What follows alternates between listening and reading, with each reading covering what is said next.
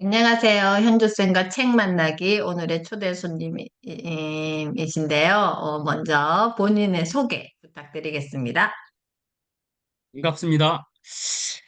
저는 박돈서라고 하는데 40년 동안 초등학교에서 교육자로서 아이들을 이렇게 가르치다가 작년에 은퇴한 사람입니다. 평생 공부하기를 이렇게 좋아해서 사람들한테는 소개할 때 평생 학인이라고 이렇게 소개를 해요. 관심 분야는 동양학, 요즘엔 동아시아학이라고 하죠. 동양학하고 비교 종교학에 관심이 많아서 그쪽에 대해서 이제 공부를 하고 있습니다. 반갑습니다. 자, 오늘 이렇게 또 귀한 책을 준비해 주셨는데요. 오늘 소개시켜 주실 책은 어떤 책인가요? 제가 소개할 책은 네. 키워드로 읽는 한국 철학이라고 해서 음, 2022년도에 나온 책인데 원광대학교 동북아시아 인문사회 연구 HK 교수, 좀 길죠? 약간 네. 원광대학교 교수라고 생각하시면 되겠습니다. 네. 조성환 교수라고 아, 그 젊은 그러한 그 학자인데 제가 네. 생각할 때는 이 시대에 굉장히 창의적인 그런 철학자다. 그리고 이 음, 책이 아주 명쾌한 논리를 전개해 가지고 읽다 음, 보면 아주 시원한 그러한 음, 그 맛이 있어요. 왜 책을 아, 보면은 읽고 나가지고서 머리가 네. 시원한 되는 그런 책이 있잖아요. 정리가 잘 네네네. 돼가지고 그런 네. 종류의 책이라고 저는 생각을 합니다.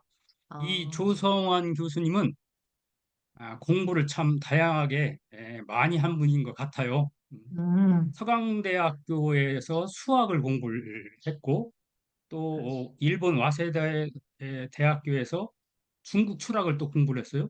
그리고 원광대에서 종교와 역사를 공부했다고 합니다. 그렇기 때문에 굉장히 수학적인 그런 명쾌한 그런 논리와 분석력 이러한 것들이 뛰어난 그런 분이고 주로 동학 사상사와 요즘을 인류세라고 하잖아요. 네. 인류세의 지구 인문학 연구를 관심 분야로 하고 있습니다. 어, 네. 저서로는 해마다 많은 그 저서를 내고 있는 왕성하게 활동하는 학자신데 한국 근대의 탄생, 그다음에 음, 개벽파 선언이라고 하는 책을 냈고요. 또 네. 하늘을 그리는 사람들, 음, 그러다가 작년에는 K 사상사 한국의 철학자들 이렇게 아주 일련의 그 연구 성과를 내 가지고 우리 사회에도 많은 그 영향을 끼치고 있는 그런 분입니다. 그래서 제가 이렇게 기대를 하고 관심을 가지고 있는 학자예요. 쭉 들으면서 수학을 기반으로 철학을 접목시키고 이런 역사나 사상을 접목을 시키니까 굉장히 맥락이 있어 보인다라는 생각이 드는데요. 자, 그러면 키워드로 읽는 한국 철학이라는 이 오늘 소개시켜 주실 책에 대한 소개를 한번 들어볼까요? 예. 이 키워드로 읽는 한국 철학은 음, 한국 철학 개설서인데 한국 철학에 대해서 어, 소개하고 설명한 그런 책들은 이제 뭐 여러 가지가 있을 수 있겠는데 이 책의 특징은 키워드를 가지고서 6개의 키워드를 가지고서 한국 철학을 설명을 하고 있어요. 그 6개의 키워드로는 하늘, 그다음에 종교, 그다음에 실학, 그다음에 개벽, 도덕, 생명 이렇게 6가지입니다. 이 6가지의 키워드를 중심으로 해서 그 우리 한국 철학의 흐름을 이렇게 쭉 설명을 하고 있는데 주로 이제 한국의 근대 철학을 중심에다 놓고 음, 설명하고 있는 그런 책이기 때문에 요즘 그 한국 철학에 대해서 잘 모르는 사람들이 많이 있잖아요. 그렇죠. 심지어 어떤 사람은 비판적인 그런 사람은 한국에 과연 철학이 있느냐 뭐 음, 이렇게까지 심하게 얘기하는 사람들도 있는데 이 네네. 책은 한국 철학의 특징을 특징을 나름대로 분석을 한 그러한 책이라고 생각이 돼서 한국 철학에 관심이 있는 사람, 또 관심이 없는 사람을 위해서도 이 책을 한번 읽어봤으면 좋겠다 이런 생각을 가지고서 추천을 하게 됐습니다.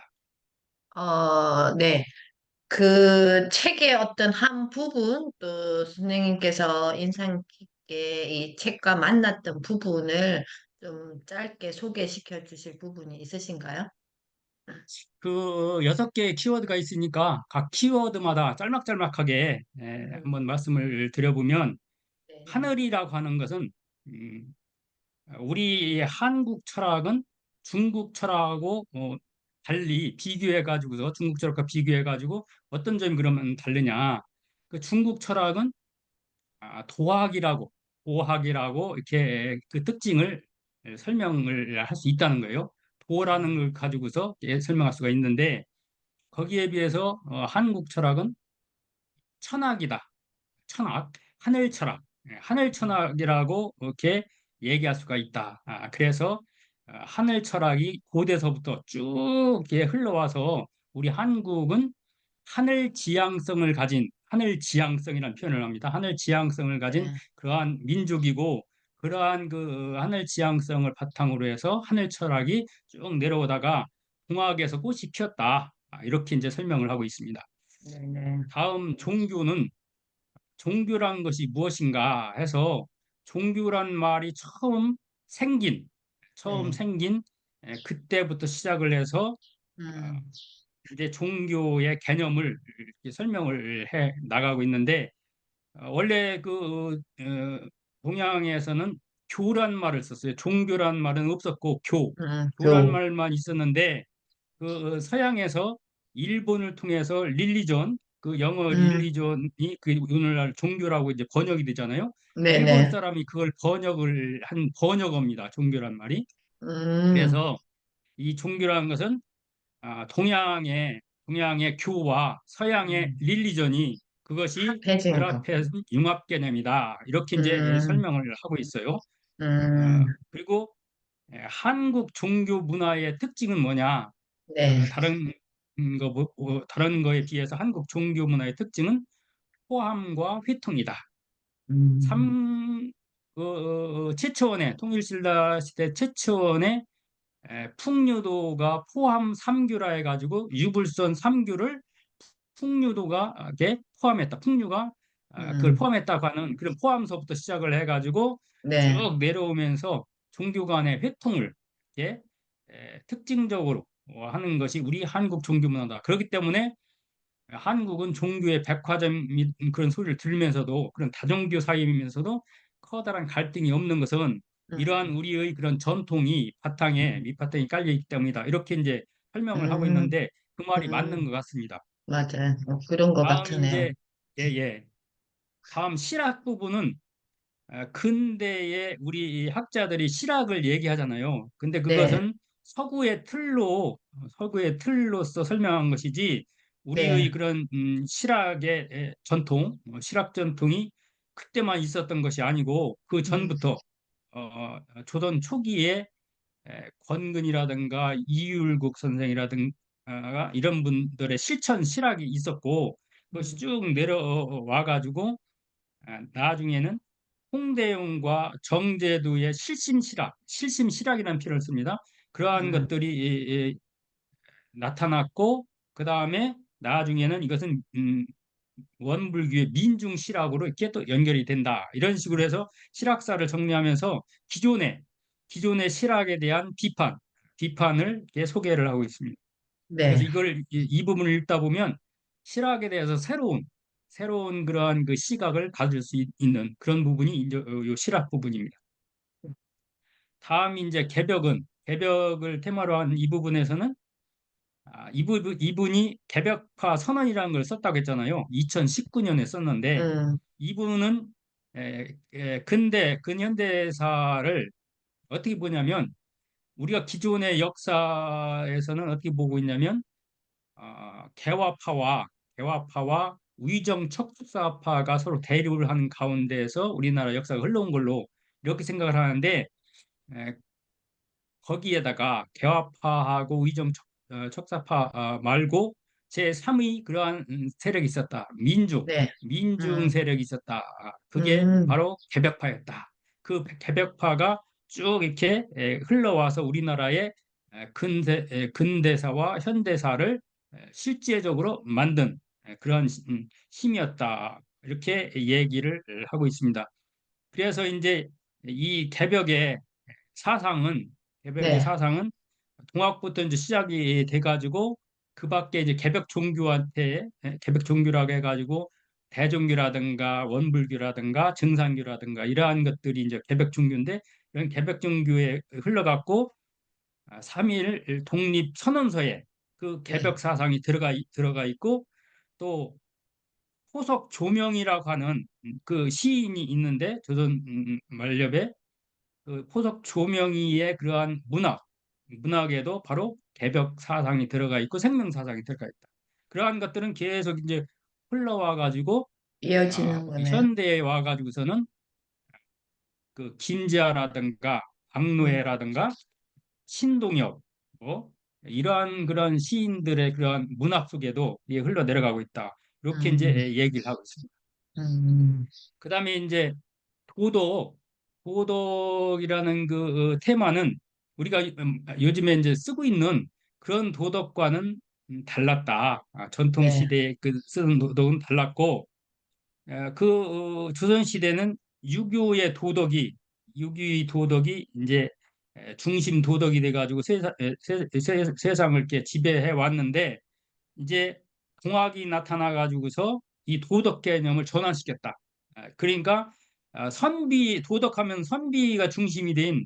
지식인들이 중심이 된 그런 도덕을 이제 보통 생각을 이제 하는데 민중 도덕으로서 음, 새로운 그런 민중들이 쉽게 접하고 실천할 수 있는 즉 동학의 시천주, 하늘님을 모신 그러한 하늘님을 중심으로 한 도덕, 사람 중심의 도덕이 아니라 하늘님을 중심으로 한 그런 도덕으로 해서 전환이 됐고, 그것이 계속 이렇게 내려와 가지고 오늘날에는 생명평화, 음, 생명평화의 도덕으로서 네. 지구민주주의라는 말을 씁니다. 이제 음, 지구민주주의, 지구민주주의.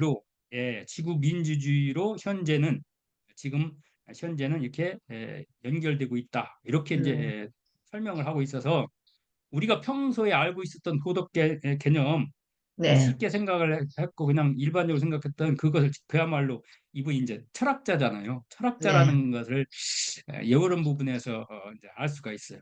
그냥 음, 일반 쓰던 그런 도덕이라는 개념을 깊이 들여가지고서 그 도덕이라는 그 개념의 뿌리부터 본질을 시작을 가지고. 해서 어떻게 전환이 됐고 개성이 됐고 지금은 어떻게 흘러가는 이렇게 하다 보니까 이런 걸 읽다 보면 철학하는 어떤 방법이랄까 이런 것들도 조금 이렇게 느껴볼 수 있는 그런 음, 부분이 아닐까 이런 생각이 들고 마지막 이제 테마가 생명입니다. 생명. 네.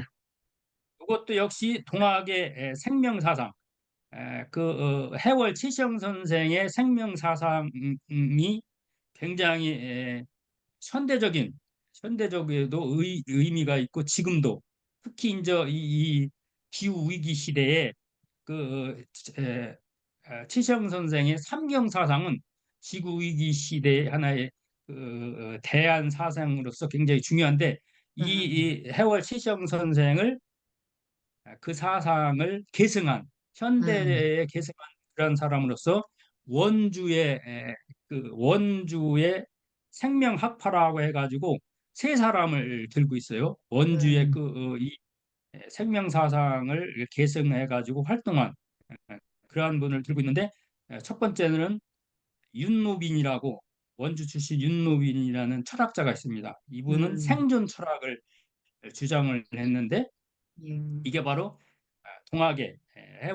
치정 선생의 생명 사상을 바탕으로 한 것이다.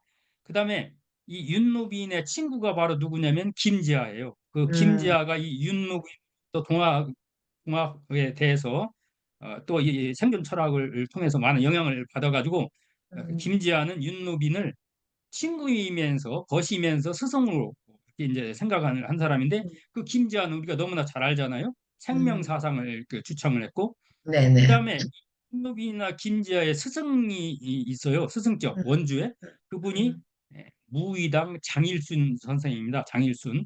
이 음. 장일순 선생은 생명운동 그 사상을 운동으로 해가지고 실제로 삶 속에서 실천한 분인데 한살림이라고 우리가 잘 알고 있을 겁니다. 그 한살림 네네. 운동을 장본인이 이 장일순 선생인데 음. 이러한 분들이 원주에 있었고 이분들을 원주의 생명학파다 이 저자는 그렇게 이제 그 분류를 하고 이러한 사상은 오늘날 생명평화 사상 오늘날의 생명평화 사상으로 연결 발전 계승되고 있다 이렇게 이제 설명하고 있습니다. 이 아까 처음에 선생님께서 책을 소개시켜 주시기 전에 어떤 말씀을 하셨냐면은 굉장히 책을 이렇게 마치고 나면 뇌가 시원해지는 이런 느낌이 든다 이렇게 하셨는데 제가 이렇게 쭉 선생님 말씀을 책에 기반해서 쭉 따라가면서 제 일장이 하늘로 열렸잖아요. 이게 지금. 일단은 이 메시지를 딱 전할 때, 삼국유사에 우리 환인, 환웅, 단군 신화가 기반해서 우리의 뿌리가 시작된 걸 이분이 이렇게 딱 하늘로 시작하셨구나. 그리고, 이 하늘 밑에서 이루어지는 생명들은 각자의 이름 지음에 따라서 다음으로, 그 이름 다음, 각자의 이름이 있잖아요. 뭐 잡초도 각자의 이름을 가지고 태어났고 인간도 각자의 이름을 태어났고 자 이런 다음으로 살아가기 위한 그 하나하나 교화 그리고 또 실천 철학과 그리고 그에 따른 사상과 그에 따른 인간으로서의 어떤 질서 도덕 그럼 결국은 이런 기반이 결국 하늘 밑에 생명들의 살림이다. 맥락으로 저는 이게 쭉 들으면서 이게 이해가 되고 정리가 되고, 이래서 이게 굉장히 맥락적으로 시원하구나라는 이런 느낌을 받았는데, 제가 이 책을 방금 이렇게 쭉 보면서, 이거 또 나도 이걸 따로 공부를 해야 되겠다. 왜냐하면은 아까 선생님께서 은 그 깊게 깊게 파고 들어가는 무언가를 이렇게 알게 해주는 것 같다. 이렇게 표현하셨는데, 그러면, 이 지금 책이 우리 사회에, 그리고 우리에게 전하는 메시지가 뭐라고 생각하세요?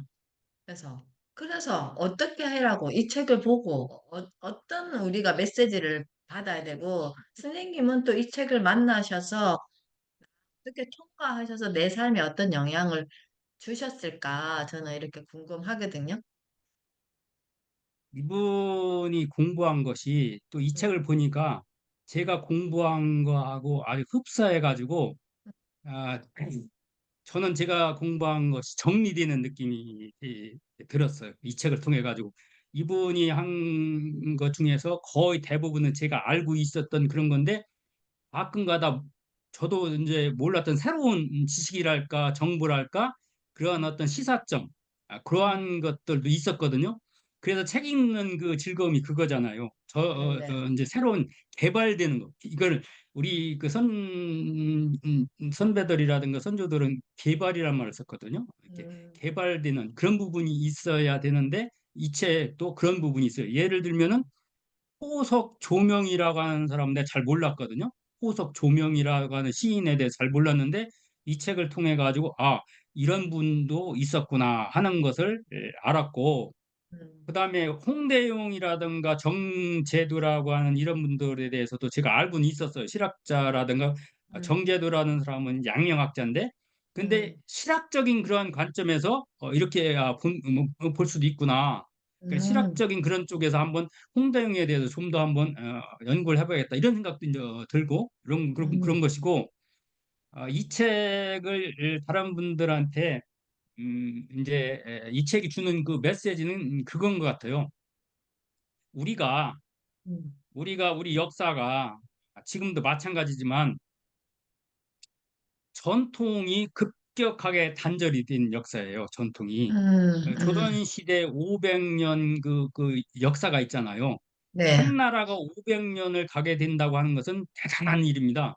그 음, 미국도 지금 역사가 그렇게 길지 않거든요. 음, 그리고 중국에서도 보면 300년 이상 간 나라가 드물어요. 청나라 음, 같은 경우도 300년 정도밖에 안 된 걸로 알고 있는데 우리나라는 500년, 뭐 보통 500년이거든요. 고려도 500년. 근데 조선시대에 500년을 이렇게 갔다는 얘기는 조선의 정신이 있었다는 거거든요. 철학이 있었다는 거거든요.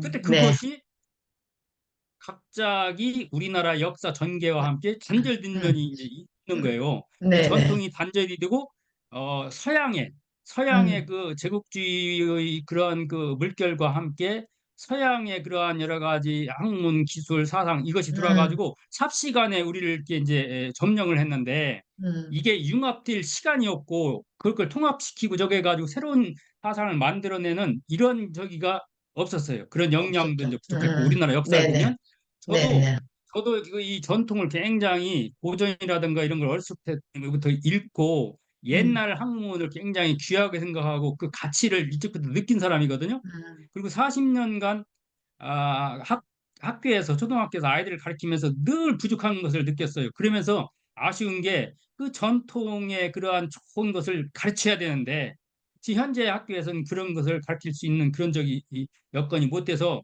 전 나름대로 이제 아이들한테 지식에 보다도 그 정신 부분을 강조를 하면서 이제 교육을 했다고 생각을 하는데 그래도 늘 그 부분을 이제 아쉽게 생각을 했어요. 네, 네, 그래서 정리해서 말씀드리면 네, 전통과 이 현대가 네, 만나서 새롭게 융합을 해가지고 나가야 되는데 그러려면 네, 우리의 그런 전통이라든가 한국 철학 이게 바탕이 돼야 되거든요. 서양 음, 것은 아무래도 거기에서 저 본받을 점도 있고 훌륭한 점도 있지만 우리한테 맞는 옷은 아니거든요. 그거를 음, 이제 참고를 네, 통섭, 융합 이렇게 해가지고 회통을 해야 되는 저는 회통에 굉장히 관점이 있거든요. 네, 그런 것을 위해서도 이 책이 필요하다. 이 책을 읽을 음, 필요가 있다는 그런 생각이 들고 어쨌든 이 책은 한국 철학의 특징을 통해 가지고서 이 시대에 기후 위기 시대에 우리가 나아갈 바를 모색을 하는데 하나의 시사점을 주는 그런 메시지가 있는 그런 책이기 때문에 지금 사람들도 단순히 아 이거 옛날 철학에 대해서 지금 맞지도 않고 무슨 우리 현재에 무슨 도움도 안 될 텐데 이렇게 생각할 수도 있는데 그게 아니라 그걸 바탕으로 해서 우리 그 온고지신이라는 말이 있고 법고창신이라는 말이 있거든요. 법고창신 옛날 것을 이렇게 공부를 해가지고 새로운 것을 다시 이제 만들어낸다 이거거든요. 그래서 네, 지금 우리 한국 철학자뿐만 아닌 걸로 알고 있어요. 전 세계 지식인들도 지금은 완전히 동서고금이 융합된 그런 시대잖아요. 네, 완전히 그런 그 카오스 시대에다가 어, 인류세에다가 지구 위기 이거니까 지금 화두가 뭐냐면 그런 어떻게 보면 엄청난 위기를 극복할 수 있는 그 사상 대안 그거를 해결할 수 있는 해법을 지금 다 지금 나름대로 연구하고 한단 말이죠. 근데 저는 네, 그것이 우리 한국 사상의 재발견에 있다 이렇게 생각을 합니다. 그래서 그런 음, 점에서 이 책이 가치가 있다.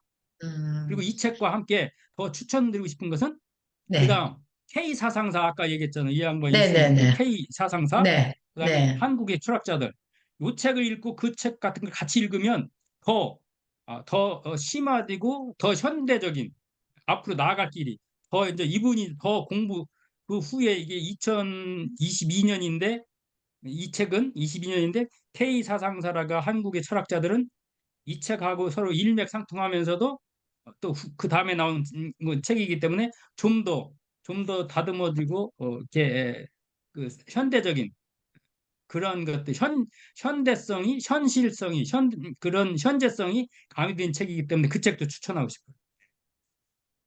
이제 조금 굉장히 정리가 되는데요. 음, 지금 전통과 현대가 만나서 새롭게 융합되어야 되는데 그게 한국 철학이 바탕이 되어야 되고 그 바탕에는 통섭 융화가 회통해야 된다. 이렇게 정리를 해주셨고 그리고 이 책과 더불어 K 사상사와 한국 한국의 철학자, 이 책을 함께 철학자들. 이렇게, 네, 철학자들, 이 책을 네. 함께 이렇게 어우러지게 읽어, 어, 방금 어떤 생각이 들었냐면은, 지금은 또 AI 시대에 무엇이 중요하냐라는 게 굉장히 화두란 말이에요. 그 무엇이가 이 바탕이지 않을까라는 생각이 들고, 거기에 우리의 좋은 어떤 우리 한국 사람들이 굉장히 영리한 사람들이잖아요. 그리고 젊은이들이 굉장히 앞서 나가는데, 이게 같이 이렇게 통습 융합되어서 회통하게 되면 굉장히 무언가가 새로운 게 또 만들어지지 않을까라는 생각이 들어서 갑자기 이렇게 들썩임이 생기는데, 그 바탕에 제가 어떤 생각을 또 했냐면은, 제가 아직 이 책을 안 읽었어요. 만나지를 않았는데 이 키워드를 읽는 한국 철학과 그리고 K 사상사 그리고 한국의 철학자들을 또 이제 이 책을 그 구입해서 같이 읽어서, 오늘은 우리 박돈서 선생님께서 책을 소개시켜 주셨지만 어느 시간을 또 마련해서 이 책에 대한 이야기를 서로 나누는 시간을 한번 가져도 재밌겠다 생각을 했어요. 어떠세요? 그렇죠.